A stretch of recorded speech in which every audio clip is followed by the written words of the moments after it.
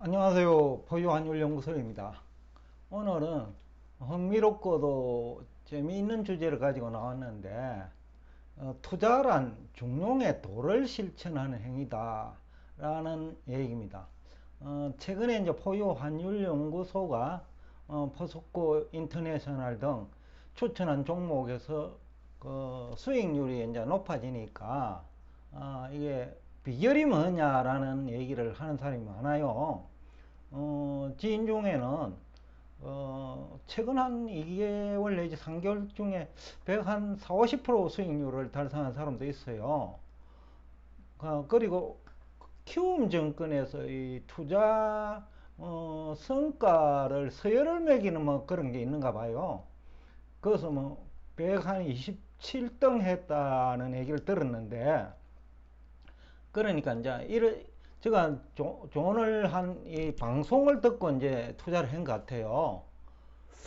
그래서 어저께 제가 이제 전화 통화를 듣고 상당히 축하도 했는데, 그래서 투자 비결이 뭐냐라는 얘기를 하기에 제가 투자는 중용의 도를 실천하는 행위다라는 얘기를 하니까 상당히 뭐 신기해하는 그런 뭐 표정, 느낌 그런 걸 받았는데, 대부분의 이제 투자자들은 중용과 거리가 굉장히 먼 투자를 하고 있어요.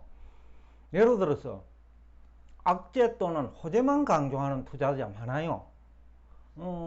경제 전문가들 중에서 한 3년째 미국 경제 망한다고 하는 분들 얘기를 들어보면 악재를 지나치게 부각시키고 호재는 거의 얘기하지 않는 것 같거든요. 또 지난해 1월경처럼 호재만 강조하는 투자자 있어요. 테슬라, 엔비디아 지난해 초, 그죠? 뭐 모두 다 막 엄청난 그 호재만 강조를 했단 말이죠. 그러다 보니까 성공하기보다는 실패를 많이 하죠. 그 다음에 두 번째로 근거 없는 낙관론과 근거 없는 비관론에 기초한 투자자 많아요.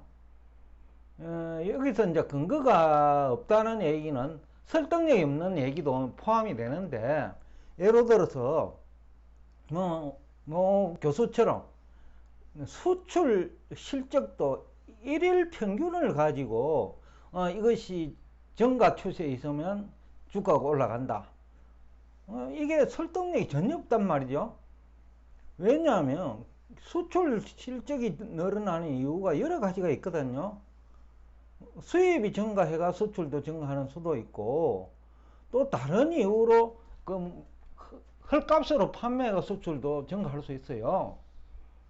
그러니까 마진은 없는 거지요.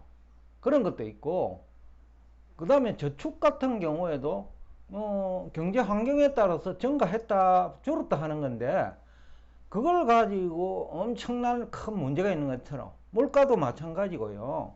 물가 상승 원인이 임금 상승에 있다면 그 큰 문제가 없는데, 그 임금 상승이라는 호재는 쏙 빼버리고 물가 상승만 주장하고 기준금리 인상만 자꾸 강조하면서 미국 경제가 망할 것 같다, 미국 정치가 폭락할 것 같다, 그런 얘기를 하는 사람이 있죠. 또 하나는 뭐 다수의 투자자가 여기에 해당된다고 보는데, 뭐 여기에는 경제학 교수도 마찬가지죠. 제가 한 며칠 전에 그 국민소득결정이론, 즉 GDP와 관련된 얘기를 하면서 그 세로 축의 금리, 가로 축의 GDP를 가지고 설명하는 경제 이론이 있는데, 물가를 가정을 해버린단 말이에요. 고정된 걸. 근데 문제는 물가 때문에 기준금리가 인상되니까 그 물가를 고정시키면 안 되죠. 그런 이상한 경제 이론을 가지고, 즉 이해도 하지 못하고 경제 이론을 암기한 상태에서 그 막 해석을 해요. 그리고 또 투자자도 그런 사람 얘기를 듣고, 공짜 정보죠. 공짜 정보를 가지고 투자를 하다 보니 뭐 인버스 투자를 하기도 하고, 그러니까 또 실패하죠. 네 번째로 거품 발생 주식에 투자하거나 저평가된 주식을 뭐 추격해서 공매도하는 사람도 있죠. 또 인버스 투자하는 사람도 있죠. 예를 들면 2022년 초가 대표적이죠. 미국 기술주 공격적 투자. 그 당시 나스닥 지수가 거의 뭐 사상 최대치인데, 그럼에도 불구하고 그 1분기, 2분기 또 성장률은 또 나빠질 것 같은데, 적극적으로 투자를 유도하고, 전문가 중에서는 지금이라도 늦지 않았다라는 표현을 쓴 사람도 있는 걸로 알고 있어요. 그리고 지난해 10월에는 또 미국 경제가 완전히 망가질처럼 나스닥 지수가 25년에 30% 빠졌는데, 여기서 또 한 20, 30% 빠질 것처럼 한 90% 투자자들이 그런 얘기를 했죠.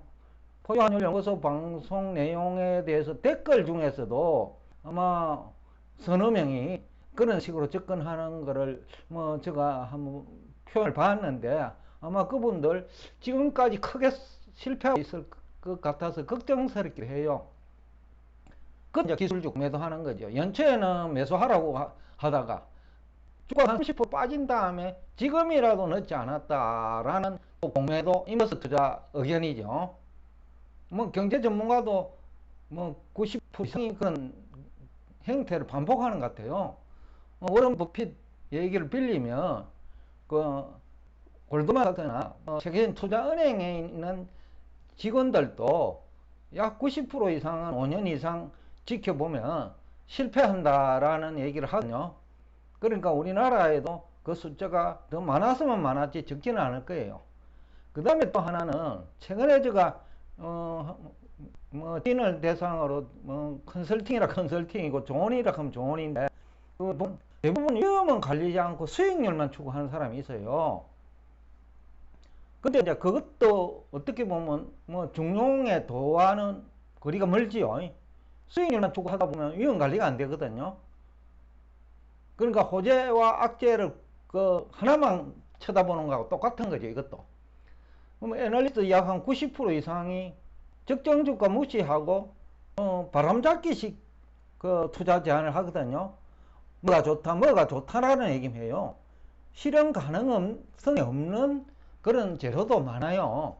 또 실현 가능성이 있다고 하더라도 돈이 없는데 어떻게 문제를 해결하죠? 그런 기업조차 AI 관련주, 그 다음에 2차전지 관련주라고 하면서 바람을 잡죠. 그 다음에 또 대부분의 경제학자들과 경제 전문가들이 실수를 반복하는 이유 중에 하나인데, 금융 부분하고 실물 부분 관계를 무시해요. 실물과 금융은 동전의 양면이에요. 금융이 망가져도 실물이 망가지고, 또 실물이 망가져도 금융이 망가지고, 또 금융이 좋아지면 실물도 좋아지는 경향이 있는데, 이런 상호작용 관계를 무시하는 학자들이 제일 많고, 또 경제 전문가도 많아요. 왜 그러냐면 경제학 교과서가 실물 중심으로 기술이 되어 있거든요. 그러다 실물이라도 이해를 제대로 해야 되는데, 앞에서 얘기한 것처럼 IS LN 곡선조차도 이해를 하지 못해가 암기를 해버린단 말이죠.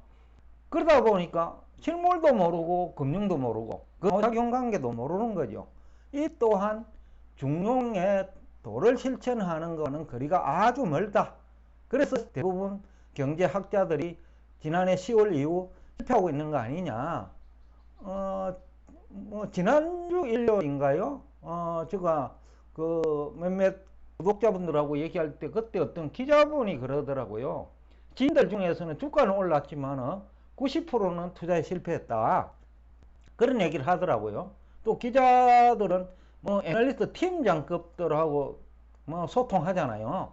근데 팀장이 그 수준이면 기자들이 팀장 얘기 듣고 투자를 하니까 아마 그 팀장들 수준이 다 그렇다라는 거죠. 다 깨졌다라는 얘기예요.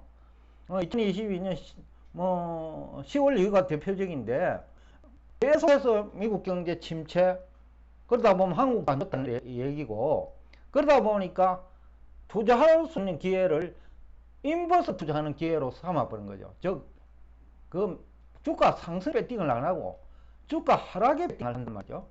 지난해 12월에 제가 8.15 머니 때 방송 끝나고 임 대표가 그러더라고요. 여기 출연자의 90%는 거꾸로 왔다고. 경제학자들이죠. 또 거기 정권 전문가들이요. 90%가 넘는다 하더라고요. 저 혼자만 주가 올라간다는 얘기를 한다. 그리고 문제 없다고 얘기한다는 거예요. 다 아니라고 하면서 거꾸로 갔다는 거예요. 그래서 이 부분은 뭐 정권 전문가, 경제 전문가, 경제학자들이 뭐 공통적으로 저지르려는 실수 아니냐. 그 다음에 뭐 적정 주가 이상에도 매도하지 않고 오히려 매수를 한 사람도 있고 또 보유하는 사람도 있고 연구소가 PER 수익률입니다. OA에서 추천한 포스코 인터내셔널이 10배가 될 때 저는 매도하라는 조언을 했거든요, 지인들한테. 근데 그것을 오히려 뭐 거래량을 보면 또 매수를 많이 하더라고요. 그러니까 그런 사람들이 결국은 뭐 실패할 수밖에 없다. 즉 중용의 도를 실천을 하는 게 투자인데, 정반대로 중용의 도를 실천하는 것이 아니라 오히려 그 반대로 투자하는 분들은 시간의 문제일지 결국은 실패할 것이다. 결국 오늘 얘기를 요약하면 주식, 채권, 외환, 부동산 모두 가격 결정 원리를 무시한 투자 형태는 시간의 문제일 뿐 폭망한다는 얘기를 하면서 여러 대화를 여기서 끝내겠습니다. 오늘도까지 경청해 주셔서 대단히 감사합니다.